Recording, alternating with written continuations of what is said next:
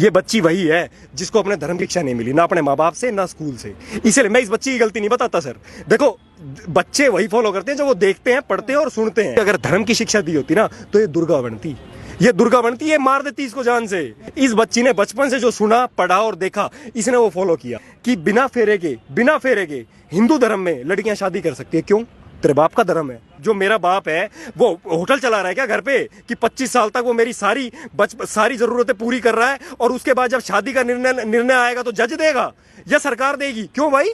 कि मेरी बहन के साथ अगर कल को कोई गलत हो रहा है, ना तो तुमसे बचाई जा रही मेरी बहन, ना तुमसे मेरी बेटी बचाई जा रही, तो मुझे मारने नहीं दे रहे। श्री कृष्ण ने हर उस आदमी को मारा था, हर उस आदमी को मृत्यु दंड दिया था जिसने द्रौपदी के वस्त्र हरण में जो मात्र नुमाइंदा बना था, जिनने वस्त्र हरण करते हुए देखने तो चुपचाप बैठा हुआ था। इस देश का हर नागरिक मरेगा जो इस बेटी के बारे में नहीं बोल रहा। मैं लिख के दे सकता हूँ कागज पे, भाई तुम आज मत बोलो इसके बारे में, कोई बात नहीं, इस बेटी के बारे में मत बोलो।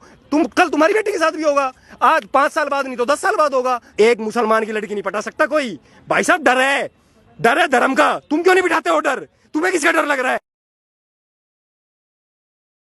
हर्ष भाई, ये बताइएगा कि श्रद्धा जो है, या फिर अंकिता हो या फिर निकिता तोमर हो, इस तरीके की तमाम बेटियां जो हैं वो समय बाद केसेस जो सामने आते रहते हैं। क्या आखिर ऐसी वजह है कि ये सीख नहीं लेते हैं और बार बार इस तरीके के केस आते हैं? सर देखो, रूट कॉज तो इसमें लिव इन रिलेशन है।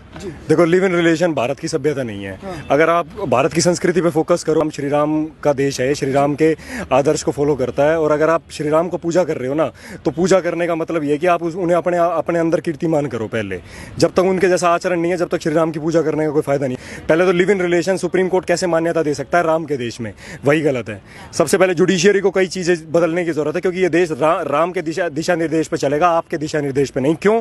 क्योंकि राम का जो आदर्श है ना, वो बहुत वैज्ञानिक है। लेकिन भारत लिव इन रिलेशन से मॉडर्न होने से रोक रहे हो आप देश। अब ये आज के रावण है, ये जितने भी जिहादी है ना, जिनने इनको मारा है, ये सारे रावण है। और ये सारी बच्चियां वो हैं जिन्हें संस्कार नहीं दिए गए स्कूलों के अंदर। देखो, कॉन्वेंट जो एजुकेशन है ना, वो क्रिश्चियनिटी की एजुकेशन है सर। हमारी education Gurukul system of education है, जहां लड़के अलग पढ़ते हैं, लड़के अलग पढ़ते हैं। बहुत वैज्ञानिक है, क्योंकि जब आप पढ़ाई कर रहे होते हो ना, तो आप लड़का लड़की प्यार, देखो अपोजिट सेक्स है ना, अपोजिट जेंडर है, तो अट्रैक्शन तो होगा, नेचर का रूल है। तो ये हमारे पूर्वजों ने गुरुकुल की स्थापना करी ताकि दोनों अलग पढ़े, ताकि वो अट्रैक्शन ना हो और पढ़ाई पे ध्यान लगे। लेकिन क्या करा, कॉन्वेंट एजुकेशन सिस्टम लाके रख दिया, और उसके अंदर कोई भी धर्म की किताब नहीं पढ़ाई। ये बच्ची वही है जिसको अपने धर्म की शिक्षा नहीं मिली, ना अपने माँ बाप से ना स्कूल से। इसलिए मैं इस बच्ची की गलती नहीं बताता सर।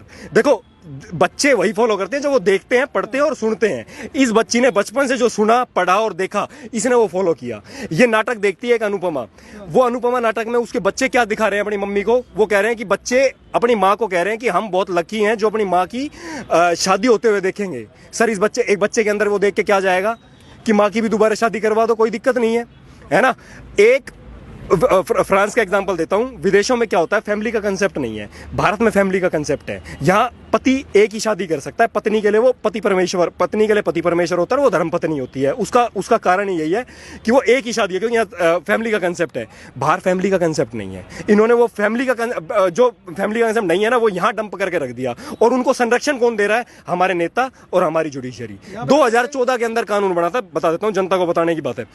2014 के अंदर एक कानून बना, जो कानून ये कहता है कि बिना फेरे के हिंदू धर्म में लड़कियां शादी कर सकती है। क्यों? तेरे बाप का धर्म है? तेरे बाप का धर्म है, कैसे शादी कर सकती है? आप यूं बताओ, अगर आपको ये मान्यता लगानी है तो सारे धर्मों पे लगाओ, सिर्फ हिंदू धर्म पे क्यों?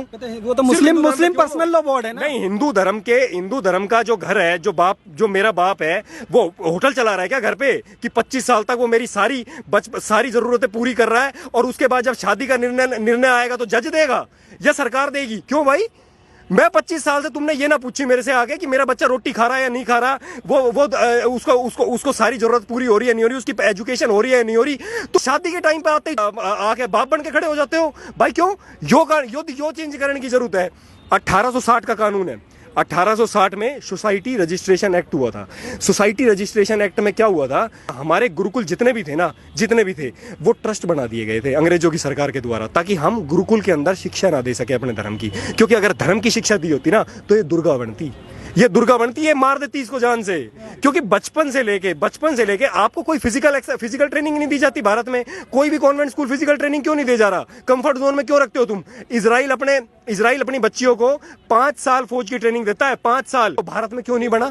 क्यों नहीं बना? क्यों नहीं बना भाई? मेरे सैलरी की, मेरे टैक्स के पैसों पर तुम पल रहे हो। हमारी बेटियों का बलात्कार होने लग रहा है, हमारी बेटियों का बलात्कार होने लग रहा है। तुम टीवी पे आके चार किताबें पढ़ के तुम टीवी पे आके बाप बन के खड़े हो जाते हो। भाई इन्हें दुर्गति कर रखी है देश की। भाई मैं यूं कहना चाहता हूं, देख मैं ये कहना चाहता हूं देश के लोगों से, भाई कोई भी संविधान, देखो कोई भी संस्था, संवैधानिक संस्था, कोई भी संवैधानिक संस्था ना जनता से ऊपर नहीं होती। भाई जनता की बेटी, एक कश्मीर में एक पंडित था, उसकी सब कुछ लूटने वाले थे, जायदाद, उसकी सारी जायदाद लूटने वाली थी। उससे एक बात पूछा था,